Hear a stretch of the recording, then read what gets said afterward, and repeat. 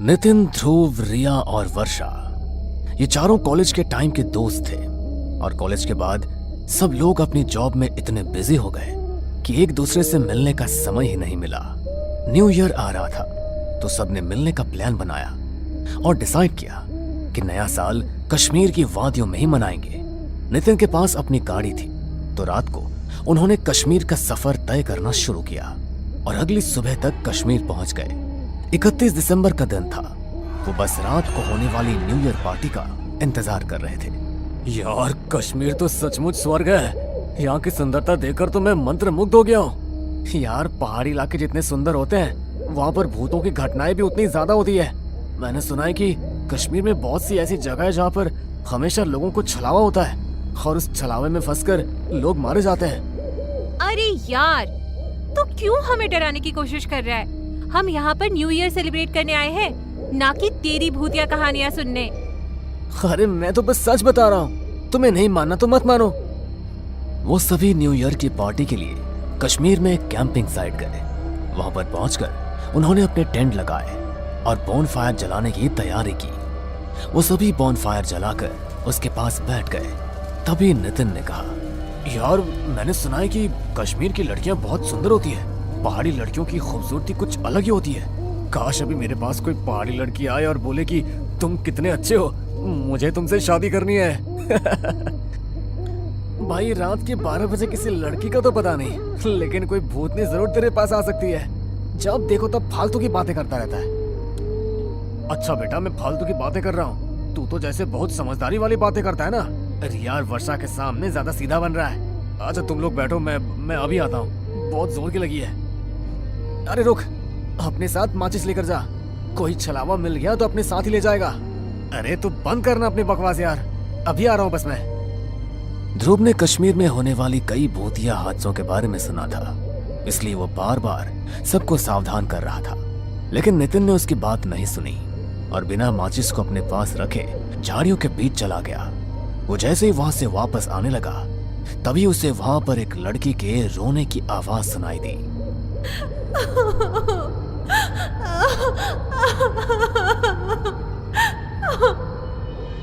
अरे, इतनी रात गए लड़की के रोने की आवाज। कहीं सचमुच यहाँ पर कोई छलावा तो नहीं है? जल्दी से निकलना पड़ेगा।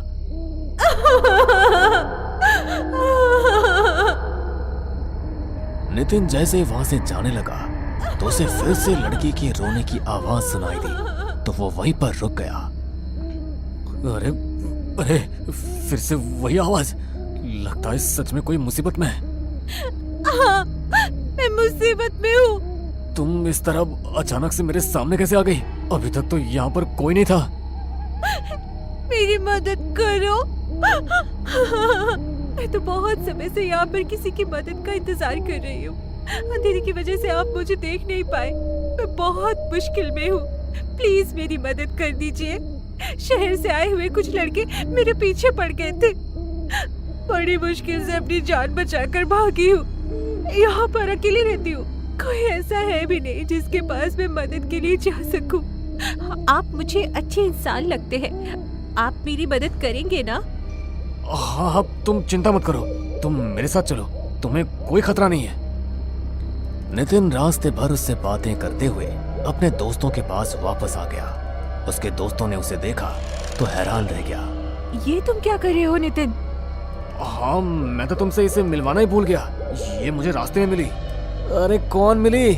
कोई भी तो नहीं है यहाँ पर। क्या? नितिन ने मुड़कर दूसरी तरफ देखा तो वहां पर कोई भी नहीं था। उसके पैरों तले से जमीन खिसक गई कि अभी तक जिस लड़की से वो बातें कर रहा था अचानक उसकी आंखों के सामने से वो कहाँ गायब हो गई। अरे इस तरह भूत बनकर क्यों खड़ा हो गया? बताना क्या हुआ? कहीं सच में तो तुझे किसी छलावे ने नहीं पकड़ लिया था ना? इस बार ध्रुव की बात सुनकर नितिन सच में डर गया और उसके कानों में दबी हुई आवाज पड़ी जो उसी लड़के की थी।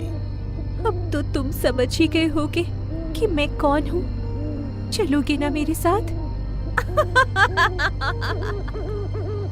ये आवाज जैसे ही नितिन के कानों में पड़ी तो वो अचानक बौखला गया और वही लड़की अचानक से उसे खींचने लगी। जैसे ही सबने देखा तो वो बहुत ही भयानक थी। वो नितिन को खींचते हुए झाड़ियों की तरफ लेकर जा रही थी। तभी रिया ने अपना दिमाग लगाया और बॉनफायर में जल रही एक लकड़ी को उठाकर उसके ऊपर फेंक दिया। तो उसकी देखा देखी सभी ऐसा करने लगे। ऐसी बुरी चीजें आग से डरती है, इसलिए आग को देखकर वो वहां से गायब हो गए। तभी उन लोगों ने देर ना करते हुए नितिन को उठाया और जल्दी से सब गाड़ी में बैठ गए। नितिन बुरी तरह सहम चुका था, इसलिए ध्रुव ने गाड़ी स्टार्ट की और वो वहां से निकल गए। जल्दी गाड़ी भगाओ ध्रुव, हमें जल्द से जल्द इस पहाड़ी इलाके से निकलना होगा। अगर रास्ते में हमें कोई और छलावा मिल गया तो आज तो हम सब मारे जाएंगे। अरे भगवान के लिए इनका नाम मत लो, मुझे पहले बहुत डर लग रहा है वर्षा। बस भगवान का नाम लेते रहो और दुआ करो कि हम यहाँ से सही सलामत अपने घर पहुंच जाए। गाड़ी में सब बेहद डरे हुए थे। ध्रुव फुल स्पीड में गाड़ी भगा रहा था। तभी अचानक उसकी गाड़ी के सामने वही लड़की आकर खड़ी हो गई और उसका चेहरा देखते ही देखते बहुत भयानक हो गया। उसे गाड़ी के सामने देखकर ध्रुव अचानक बौखला गया और गाड़ी का बैलेंस बिगड़ गया। गाड़ी जाकर सामने के पेड़ में टकराने ही वाली थी, लेकिन ध्रुव ने थोड़ी हिम्मत की और अचानक गाड़ी को ब्रेक लगा दिया। ये क्या कर रहे हो तुम? सबको मार डालने का इरादा है क्या तुम्हारा? अरे वो लड़की अभी फिर से मेरी गाड़ी के सामने आई थी, उसे देखकर मैं हड़बड़ा गया। क्या? ये क्या बोल रहे हो तुम? वो लड़की अभी भी हमारे पीछे है? तब तो इसका मतलब यही है कि हम लोग अभी भी उसके छलावे में फंसे हुए और वो लड़की हमें जैसे चाहे वैसे घुमा रही है। वो कोई लड़की नहीं है वर्षा, ये छलावा है।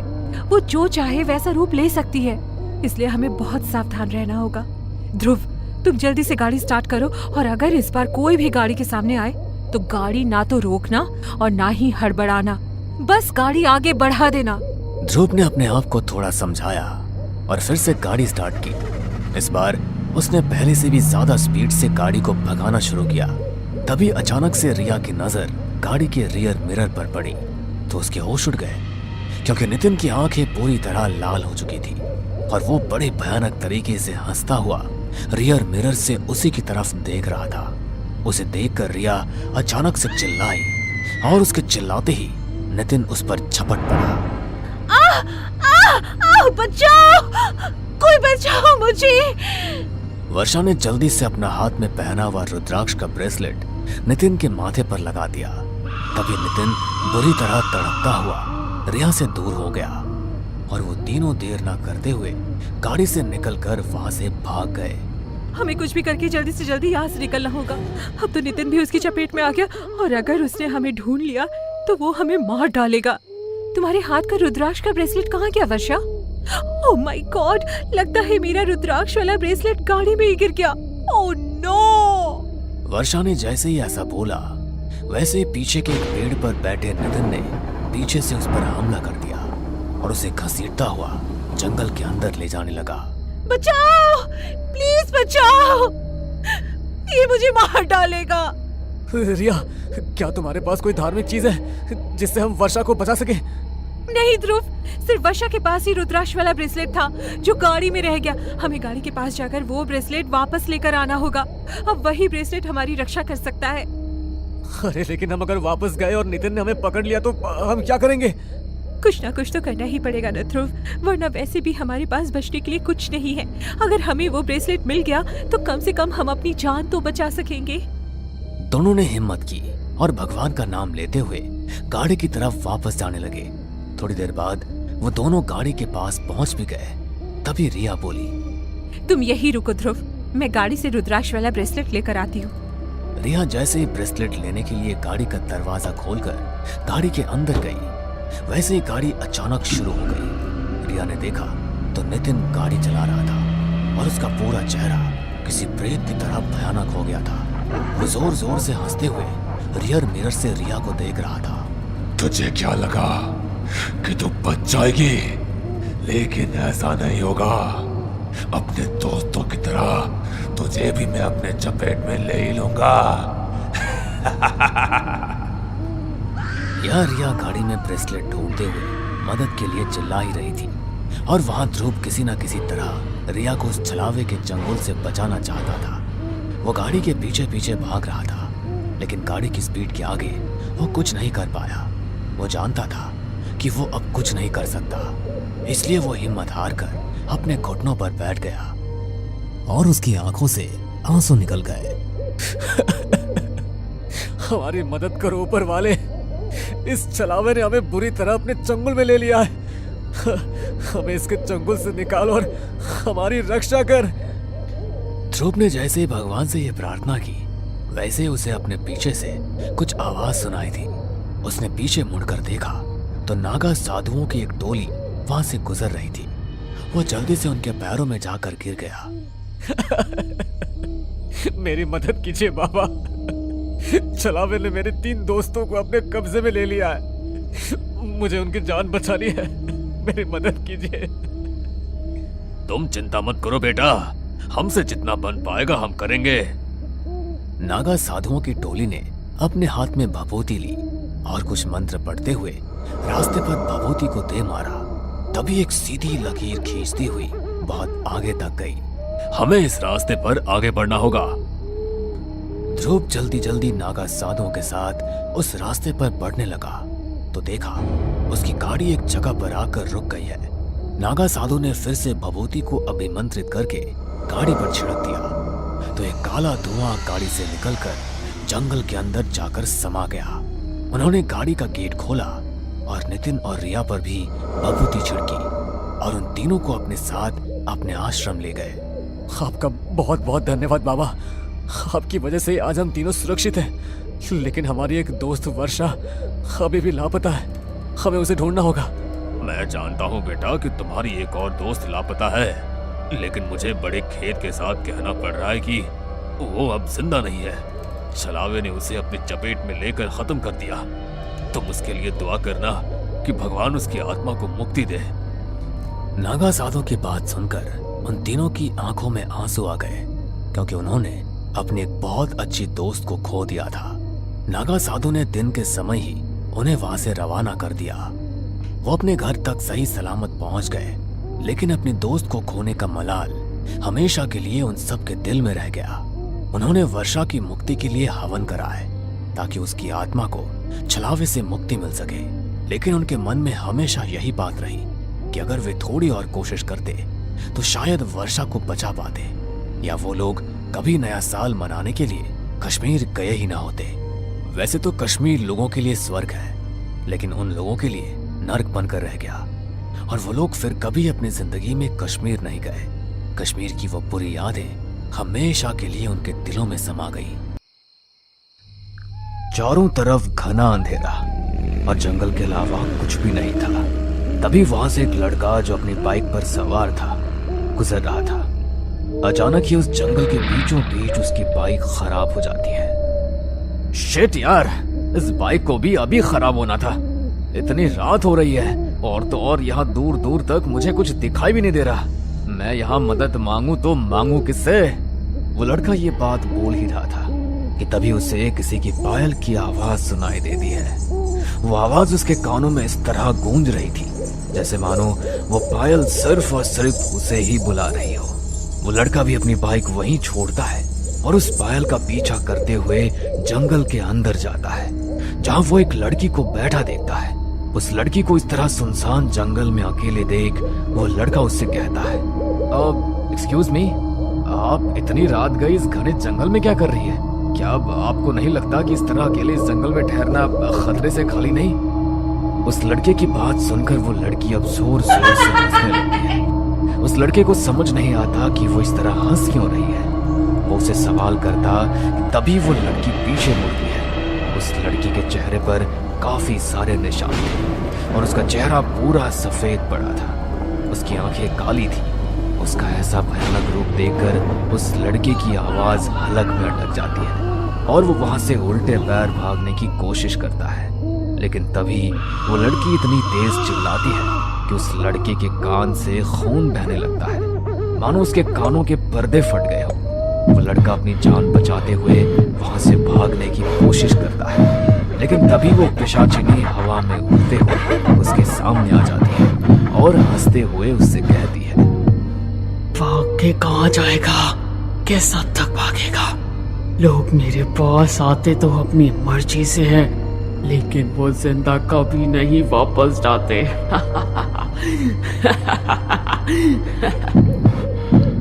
वो लड़का कुछ बोल पाता उससे पहले ही पिशाचिनी उस लड़के के ऊपर चढ़ जाती है और अपने गहरे नुकीले दांतों को बाहर निकालकर उसके गर्दन पर चुभाकर उसका खून चूस लेती है। इस तरह वो लड़का अपनी जान से हाथ धो बैठता है। उसका पूरा शरीर पीला पड़ चुका था और वो वहीं ढेर हो जाता है। तभी वो पिशाचिनी उसका पैर पकड़कर खींचते हुए उसे हाईवे पर फेंक देती है। ये कहानी है सीलमपुर गांव की, जहां रात के समय कोई भी बाहर नहीं निकलता था, क्योंकि ऐसा माना जाता था कि रात के समय उनके गांव में एक ऐसी चीज भटकती है जिसकी कल्पना शायद किसी गांव वालों ने नहीं करी थी। पर क्या गांव पर किसी की बुरी नजर लगी थी या किसी और का ही साया था, ये तो हमें इस कहानी में ही पता चलेगा। सीलमपुर गांव में विवेक नाम का एक लड़का अपनी माँ सुनीता और भाई विक्रम के साथ रहा करता था। ऐसे ही एक दिन, माँ आज मैं शहर जा रहा हूँ और मुझे आने में थोड़ा लेट हो जाएगा, इसलिए तुम मेरे लिए रुकना मत और खाकर सो जाना। ये बात तो ठीक है विवेक, लेकिन अगर तुझे लगा कि तुझे आने में रात हो जाएगी तो एक काम करना, शहर में कहीं रुक जाना, क्योंकि रात के समय हमारा गांव सुरक्षित नहीं है, ये तुम अच्छे से जानते हो। क्या माँ कैसी बात कर रही हो आप? ऐसा कुछ नहीं है। अच्छा मैं चलता हूँ। इतना बोलकर विवेक शहर के लिए रवाना हो जाता है और शहर में अपना काम खत्म कर घर आने लगता है। पर उसको घर आते आते शाम हो जाती है, लेकिन अब भी उसका गांव 10 किलोमीटर दूर था। विवेक जंगल के रास्ते को देख खुद से कहता है, अगर मैं हाईवे से जाऊंगा तो मुझे 3-4 घंटे लग जाएंगे, क्यों ना मैं ये शॉर्टकट अपना लूं। इस जंगल के रास्ते में अपने गांव भी जल्दी पहुंच जाऊंगा और माँ गुस्सा भी नहीं करेगी। जंगल के रास्ते वो घर जल्दी पहुंच जाएगा, ये सोचकर वो जंगल का रास्ता अपना लेता है। वो थोड़ी ही दूर चलता है कि तभी उसको किसी के रोने की आवाज आती है। इतने घने जंगल में कौन रो रहा है और आखिर वो यहाँ कर क्या रहा है? विवेक उस रोती हुई आवाज का पीछा करता है। थोड़ी दूर चलने पर उसे एक लड़की बैठी हुई नजर आती है जो अपने घुटने पर अपने सर को टेक कर रो रही थी। उस लड़की को देख विवेक अपने बैग से पानी निकालता है और उसे देते हुए कहता है, सुनिए, आप इस तरह रो क्यों रही है? और तो और आप अकेले इस जंगल में क्या कर रही है? अरे इस जंगल में किसी जानवर ने आपका शिकार कर लिया तो? विवेक की बात सुनकर वो लड़की अपना चेहरा ऊपर उठाती है। उस लड़की की आंखें पूरी तरह लाल थी, पर विवेक उसकी लाल आंखों को इग्नोर करते हुए उसको पानी देता है। देखो, रोते रोते पूरी आंख लाल कर ली है तुमने, ये लो पानी पियो। मैं पानी नहीं पीती, मुझे पानी नहीं चाहिए। यार ये सही है, अपना गुस्सा तुम खाने पीने पर निकाल रही हो। एक काम करो, तुम मेरे साथ चलो। विवेक की बात सुनकर उस लड़की के चेहरे पर स्माइल आ जाती है और वो उसके साथ उसके घर जाने के लिए तैयार हो जाती है। कुछ देर बाद विवेक और वो लड़की दोनों ही विवेक के घर चले जाते हैं, जहाँ सुनीता उस लड़की को देख विवेक से कहती है, विवेक ये कौन है? माँ ये कौन है ये तो मुझे भी नहीं पता, लेकिन ये एक लड़की है। तुम्हें पता है, ये मुझे जंगल में रोती हुई मिली थी। जंगल में? तू जंगल के रास्ते से आया था? अरे तेरी बुद्धि पर पत्थर पड़ गया है क्या? एक तो तुझे इस लड़की का नाम नहीं पता, ऊपर से तू इसे जंगल से लेकर आया है। अरे नालायक, तुझे मालूम नहीं उस जंगल में एक पिशाचिनी रहती है जो लोगों का खून चूसकर उसको मार डालती है। कहीं ये लड़की वही पिशाचिनी तो नहीं है? हे लड़की, सच बता, तू पिशाचिनी तो नहीं है ना? अगर तू पिशाचिनी है तो मेरे घर से चली जा, क्योंकि मैं तुझे मेरे घर को कुछ नहीं करने दूंगी। आंटी जी, आप ये कैसी बातें कर रही हैं? वो तो मेरे घर वालों ने मुझे घर से निकाल दिया था, इसलिए मैं उस जंगल में रो रही थी। लेकिन भला हो विवेक जी का, जो इन्होंने मेरी मदद करी। आंटी जी, अगर आपको ऐसा लग रहा है कि मैं कोई पिशाचिनी हूँ तो मैं यहाँ से चली जाती हूँ। इतना बोलकर पिशाचिनी पीछे मुड़ती है और अपनी आंखों को काली कर अपने दांत बाहर निकालने लगती है। पर तभी विवेक बीच में बोल पड़ता है, माँ ये आप कैसी बातें कर रही है? देखो रात ज्यादा हो रही है, अगर आपको इसे घर से बाहर ही करना है तो सुबह कर देना। एक जवान लड़की को इस तरह घर से बाहर निकालना सही नहीं है। पिशाचिनी अपने रूप को नॉर्मल करते हुए दोबारा सुनीता की तरफ मुड़ जाती है। उसकी आंखों में मासूमियत देखकर अब सुनीता को भी लगने लगता है कि वो कोई पिशाचिनी नहीं बल्कि एक आम इंसान है, और वो उसे अपने घर में पनाह देने के लिए तैयार हो जाती है। सभी लोग खाना खाकर सोने के लिए जाते हैं, लेकिन इस दौरान वो पिशाचिनी खाना नहीं खाती। देर रात सभी सो रहे थे, तभी वह पिशाचिनी उठती है और हवा में उड़ने लगती है। उसके काले खुले बाल हवा में लहरा रहे थे। वो पिशाचिनी उड़ती हुई सिर्फ और सिर्फ विवेक के इर्द गिर्द घूम रही थी। कुछ देर बाद पिशाचिनी आराम से विवेक के करीब बैठी है और धीरे धीरे उसकी गर्दन के पास अपने नुकीले दांतों वाला मुंह ले जाती है।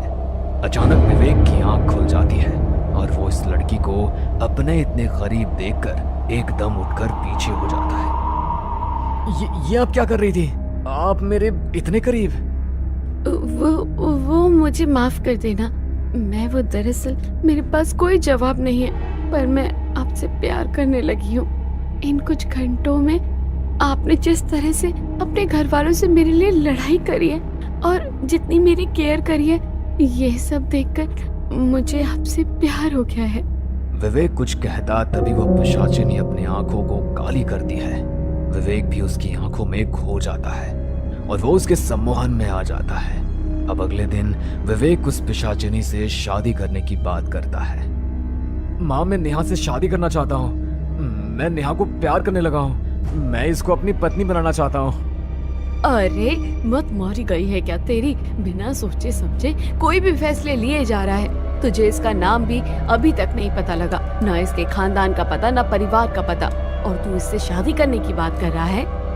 विवेक पिशाचिनी के कब्जे में था, इसलिए विवेक अपनी माँ के सिंदूर को उठाता है और पिशाचिनी यानी नेहा की मांग में भर देता है। ये देख सुनीता अपने सर पर हाथ रख लेती है। अब ना चाहते हुए भी उसको उसे अपनी बहू के रूप में स्वीकार करना पड़ता है। देखते ही देखते 3 दिन गुजर जाते हैं और इस 3 दिन के दौरान विवेक के घर वालों को पता लगता है कि नेहा पेट से है। शादी को अभी 3 दिन भी ठीक से नहीं हुए और ये इतनी जल्दी पेट से है। सुनीता अपने ही सवाल का जवाब ढूंढने लगती है। वो जानना चाहती थी कि उसके घर में जो आई है वो आखिर कौन है। बस यही जानने के लिए वो देर रात उठकर अपने कमरे में बैठी होती है कि तभी उसके कानों में किसी की बुदबुदाहट की आवाज सुनाई देती है। वो इस आवाज को गौर से सुन रही थी और वो आवाज कहीं और से नहीं बल्कि बाहर गांव से आ रही थी। सुनीता अपने कमरे में खिड़की खोलकर बाहर देखती है, जहां उसकी बहू अपने बालों को खोलकर आसमान में उड़ रही थी और अचानक ही वो खिड़की के पास आ जाती है। सासू माँ, आखिरकार तुमने मेरी सच्चाई देख ली, लेकिन कोई बात नहीं, मैं हर उस इंसान को मौत के घाट उतार दूंगी जिसको मेरे सच के बारे में पता चलेगा। इतना बोलकर वो पिशाचिनी एक काले धुएं में तब्दील हो जाती है और खिड़की द्वारा अंदर आ जाती है और एक बार फिर वो अपना भयानक रूप ले लेती है। जिसके बाद वो पिशाचिनी अपने दांतों को निकालकर अपनी सास की गर्दन पर काटकर उसका सारा खून पी जाती है। लेकिन ये सब कुछ दूर खड़ा विक्रम देख लेता है। तुम मेरी भाभी नहीं बल्कि एक पिशाचिनी हो। माँ ठीक बोलती थी कि तुम कोई मामूली इंसान नहीं हो। मैं तुम्हारी सच्चाई सबको बता दूंगा। मेरी सच्चाई तू तब बताएगा ना जब तू सच बताने के लिए जिंदा बचेगा। विक्रम जैसे ही पिशाचिनी की ये बात सुनता है, वैसे ही वो अपने कदमों को अपने भाई के कमरे की तरफ दौड़ाता है और भागते हुए अपने भाई के कमरे में जाता है और अपने भाई को सब कुछ बता देता है। ये जानने के बाद विवेक को जरा सी भी हैरानी नहीं होती। मैं जानता हूँ विक्रम कि नेहा कोई आम इंसान नहीं बल्कि एक पिशाचिनी है। पिशाचिनी भैया, अगर आपको ये सब कुछ पता था तो आपने हमें कुछ बताया क्यों नहीं? हम लोग गांव वालों के साथ मिलकर इस पिशाचिनी को कुछ। विक्रम आगे कुछ कहता, उससे पहले उसकी नजर विवेक की गर्दन पर जाती है, जहां उसकी गर्दन पर पहले से ही दांत के निशान होते हैं। वो दांत का निशान देख विक्रम को ये समझते देरी नहीं लगती कि उसका भाई भी कोई मामूली इंसान नहीं बल्कि एक पिशाच बन चुका है। भैया, मैं समझ गया। इतना बोलकर विक्रम वहां से भागने की कोशिश करता है, पर तभी विवेक उसका पैर पकड़कर खींच लेता है और विक्रम वहीं गिर जाता है और उसके पैरों पर विवेक काट लेता है। लेकिन फिर भी विक्रम हिम्मत नहीं हारता और एक बार फिर उठकर भागने की कोशिश करता है और इस बार वो भागने में कामयाब भी हो जाता है और वो अपने सभी गांव वालों को इकट्ठा कर सभी को सब कुछ सच बता देता है। ये जानने के बाद सभी गांव वाले अपने हाथ में आग की मशाल लेकर आते हैं और विक्रम के घर को जला देते हैं। विक्रम के घर में विवेक और वो पिशाचिनी जल रहे थे, पर तभी वो पिशाचिनी अपने पेट पर एक जादू करती है। अपने पेट से अपना बच्चा निकालकर बाहर की तरफ फेंक देती है और इस तरह उन दोनों का अंत वहीं हो जाता है। लेकिन क्या सच में ये अंत था या यहाँ से शुरुआत थी एक नई कहानी की? हमें पूरा यकीन है दोस्तों कि आप लोगों को ये कहानी जरूर पसंद आई होगी। अगर आपके साथ भी कुछ ऐसे अनकहे किस्से हो चुके हैं तो प्लीज हमारे साथ शेयर करें, हम जरूर अपने चैनल पर उनको दिखाएंगे। हमारी ईमेल आईडी नीचे डिस्क्रिप्शन बॉक्स में दी गई है, तो प्लीज हमारे वीडियो और चैनल को शेयर एंड सब्सक्राइब करें और बने रहे हमारे साथ ऐसे ही अनकहे किस्से और कहानियां सुनने के लिए।